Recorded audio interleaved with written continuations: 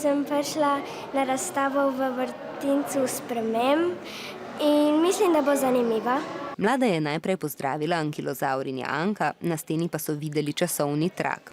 Če bi zgodovino Zemlje razdelili na 24 ur, bi se človek pojavil v zadnjih 7 sekundah. Ta razstava govori, kako se naš svet spreminja. Narava se spreminja že milijarde let. Kako smo ga tudi mi spremenili. Predvsem v smislu, da škodimo sami sebi, ker narava bo preživela brez nas, mi brez nje pa ne bomo mogli preživeti. Onesnažujemo okolje, sekamo gozdove, prinesemo nove vrste živali in tako uničimo življenjsko okolje živali in rastlin.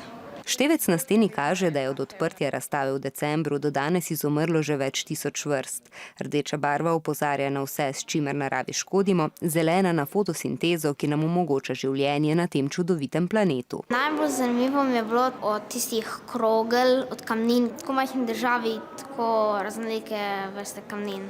Plošče, ki se podrivajo in nastanejo vulkani. Gost po noči se mi je zdaj zanimiv, še posebej, ko so se luči zaprle, so se prav malo ustrašil svinje in medveda. Tam so bile rože povečane s 3D skalnikom, zelo lepo narejeno. Ker so lobanje janskega medveda pa navadnega medveda različne. Nagačene ribe, ker tudi sam v hobiju rad ribarim. Po koncu ogleda so se mladi lotili tudi mobilne igre. Zabavna in se dosti naučiš. Veliko od morja.